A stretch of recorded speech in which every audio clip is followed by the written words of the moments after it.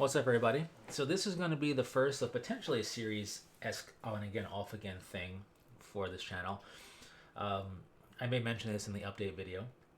So this is going to kind of test the waters, see how it is. Let me know your thoughts and whatnot. But I'm calling it Space Marine Sampler. Yep, we're just sticking to Space Marines here, and it's because I'm utilizing Space Marine 2 um, for this, right? To showcase stuff and footage and whatnot. So we're going to stick with Space Marines, loyalist Space Marines. With that said, this is going to be at a glance style. I'm going to look at one Space Marine chapter per Space Marine Sampler video. And we're going to go into a little bit about their lore and, of course, their visuals and some thoughts of representing them, both in Space Marine 2 and on the tabletop where necessary. We're not focused specifically, or I'm not focused specifically, on just talking about it in a miniature wargaming sense here. We're just talking about them for the fun of it. So that's going to be the difference. But in any case, it should be very at a glance like, if you recall that series.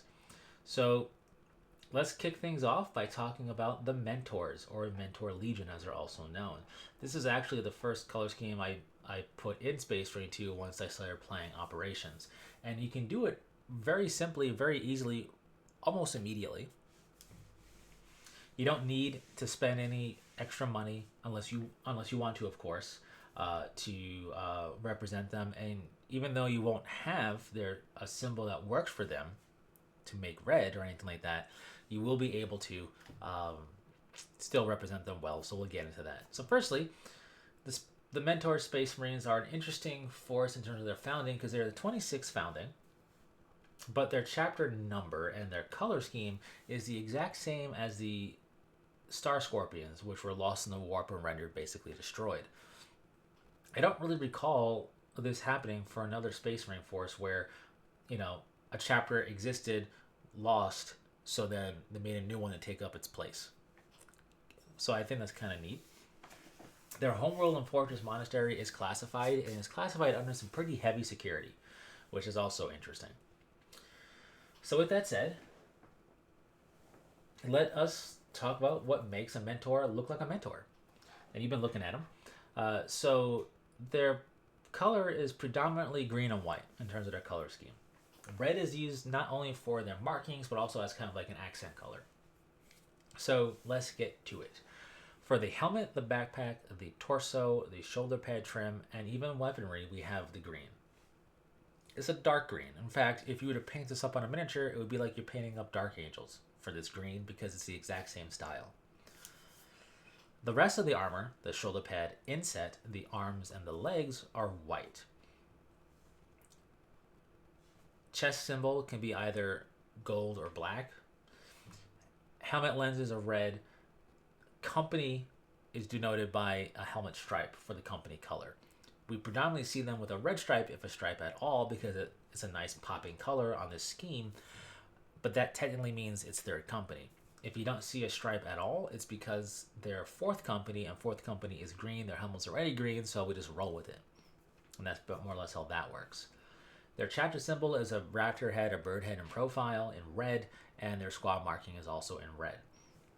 Now, when it comes to cloth and the like a cape or a robe or a tabard or anything, that's also done in red. Now, vehicles. This is important if you're going to actually paint up an army of them. Vehicles can be either predominantly green with white accent as a secondary color, or predominantly white with a green accent color. Now, one of the ways you can do this if you wish is you could represent first company vehicles as predominantly white, as an Imperial Armor art piece of this showcases a Predator tank attached to first company is predominantly white. But, if you don't like a predominantly white with green accented tank, you can just do it predominantly green with white accent. If you like that better, no big deal. In any case, that is their coloration. It's a pretty cool, striking color. It's different, right? It's not wholly unique. We see this type of pattern in terms of color breakdown on other chapters too, but it's nice because it's not just half or a quarter, which means it's a bit easier to paint. I know I never want to really try to do a half or a quartered Space Marine because it always seems difficult. But you don't have to worry about that here, so that's really cool.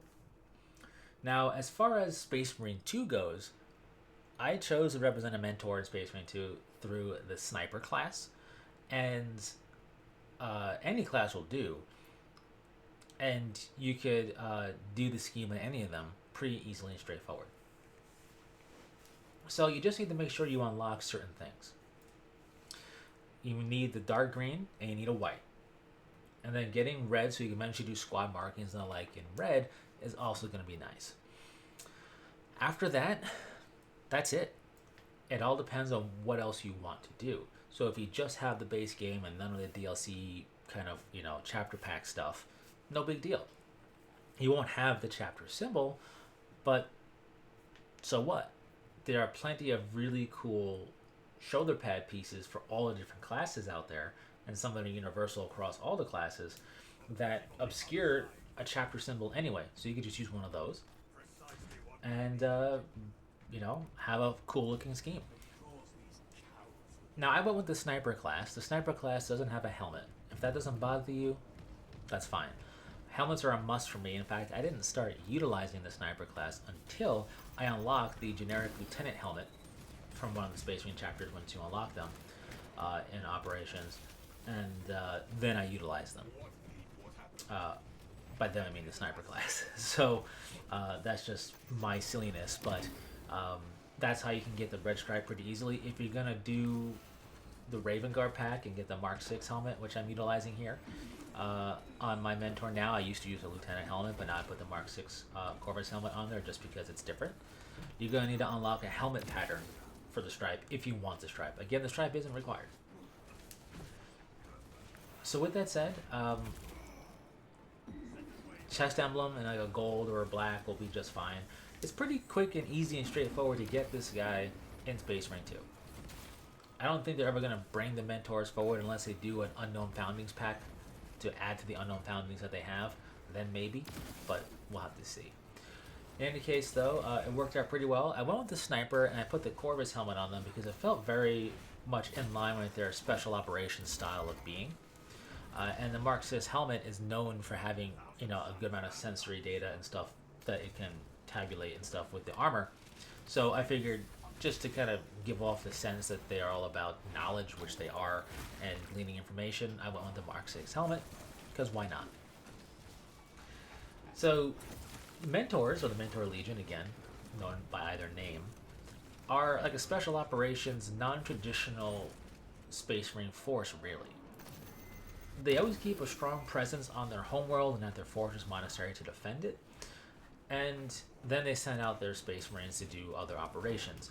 Now, they have been in battle against the Bil-Tan Eldar as well as Orcs of the Caradon systems as more or less a traditional Space Marine force, but what they do prefer to do and tend to do is ship off and split up their forces to different areas of the Imperium. So,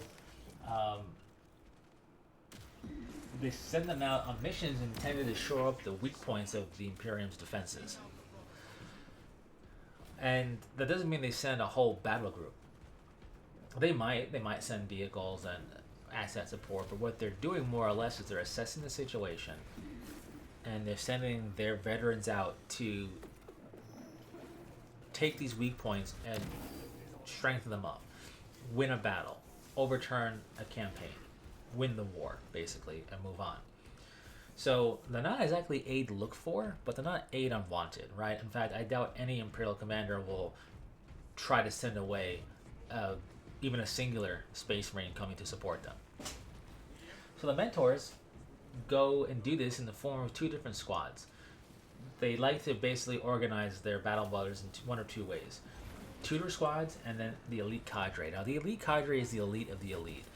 First company is always veteran company, and the elite cadre are the elite of the veteran company, and they go off and do some really kind of special operations style of stuff.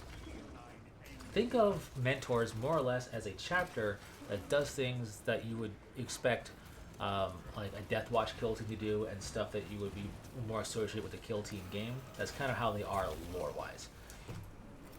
Tutors are basically a squad that is organized around a standard style of squad and can break into a combat squad as well, but there is no specific sergeant. It's because basically everybody is a veteran battle brother in a tutor squad, and they're all at the same rank, so they just decide who's going to lead in any particular mission.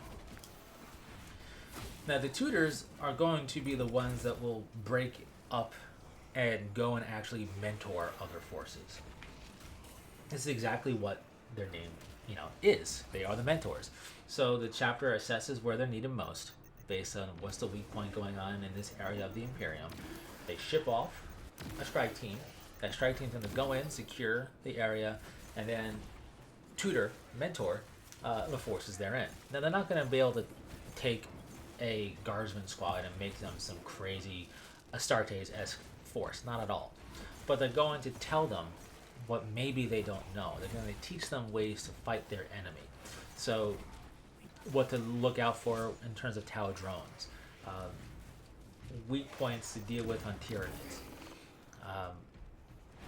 How to differentiate what you're fighting against when you're dealing with the Eldar, or whatever they might be fighting in that particular case. They're going to tutor them on how to best combat that. They're going to assist in the defense / offense as well, and basically help turn the tide of the battle to the Imperium's favor. It's a really cool process, honestly. It makes a lot of sense, and that's how the chapter basically operates. Now, they do operate in a standard chapter sense as well. The battles that they are embroiled in with the Biel-10 and Orcs of the Caradon system is the mentors more or less fighting like a traditional Space Marine force, but their real bread and butter is known for basically going off and literally mentoring other Imperial forces, and I think that's pretty cool. So that's part of the reason why they were the first thing I painted up in Space Marine 2. I say painted up, but you know what I mean. And I thought the sniper fit the best, right? You're kind of in the back. If you were, on comms with people, you'd be spotting and saying stuff and giving out information. Plus the in-game ability of going and utilizing your commuter line cloak to go invisible to either revive down squad mates or get into a better position or get out of dodge or whatever. Just felt very fitting with like the whole mentor's kind of philosophy for doing stuff as like a tutor or an elite cadre. So that's why I wanted to do them first, and I wanted to do them as a sniper. Plus, while I don't really mentor other Space Marine forces, I could easily see a mentor show up to assist Space Marines, and given that, there is no lore reasoning for operations having the selection of forces that they do, it's just for us to have fun as players and fans, it still felt pretty fitting, which I thought was pretty cool too. Anyways, that's the Mentor Space Marine force. You can, of course, collect them as a full-on Space Marine army in 40k if you so desire. And if you're looking to have Space Marines as an ally to your force, and you're trying to think of a chapter that would make sense, this is a great go-to chapter to make sense. This is quite literally what they do, more or less. Anyways, that's all I got for you in this one. Let me know your thoughts. Thanks so much for sticking through it. It's kind of random, kind of out of nowhere. And I'll say right now, I won't be doing this in any consistent manner. It's going to be like a every once in a while thing if it turns out that it's kind of neat. It was fun for me to do, so if it's enjoyed at all, let me know. And until next time, take care.